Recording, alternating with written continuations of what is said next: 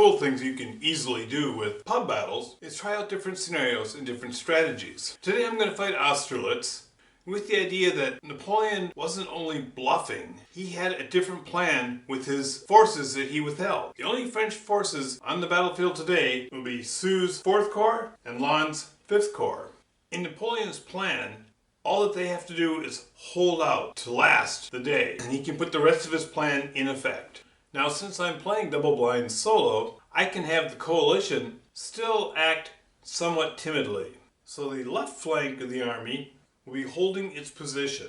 They're up in the Pratzen. To the right, we have the flying wing. It's got Bagration's advance corps, the Russian Guard under Constantin, and a couple Austrian cavalry corps.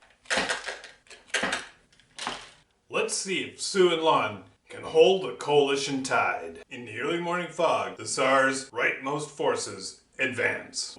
All through mid-morning, they continue their inexorable advance.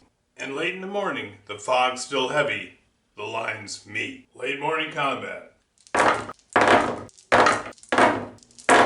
It's midday. The fog clears. The Tsar looks at the battle reports coming in. Constantin reports that with some difficulty, he has pushed back the French. He orders Constantin and Liechtenstein to hold. He wants Bagration and Kenmeier to swing the door around. The Russian Guard artillery fires at the Frenchmen opposite, with no effect. Kenmeier begins advancing on the right. Bagration parallels Kenmeier's advance, moves his artillery in line of sight of Lannes' artillery. It's early afternoon, and the Tsar's forces are ready to close with the French. The Russian Guard's artillery opens up on the French line. Not without effect, but the stalwart French hold. Lannes' artillery opens up on Bagration's artillery, driving it from the hilltop. Bagration's Austrians storm the French guns, as his dragoons run down the French hussars. Not to be outdone, Kenmeier drives hard on the extreme right, and combat erupts. It's late afternoon.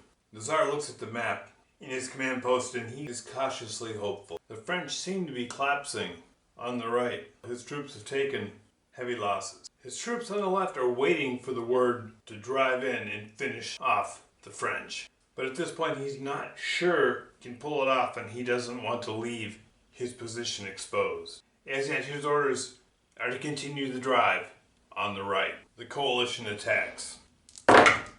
It's early evening and the Tsar gets reports from the fighting. Constantin reports that he's got the French on the run, he's pushing them back, but his foot troops are spent.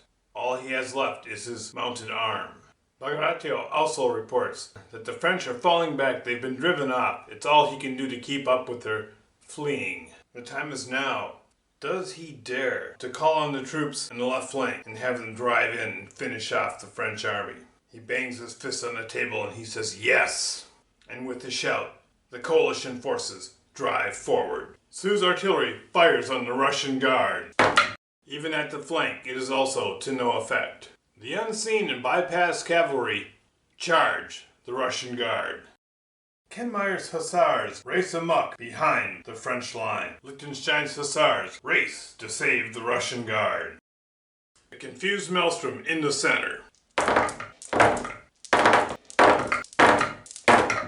And now, at the end of combat on turn 7, the French have suffered 4 infantry losses, which breaks their army. The coalition has lost 3 infantry blocks. It would take 8 infantry blocks to break the coalition army. Napoleon's plan has come to naught because his troops lost on the field of Austerlitz.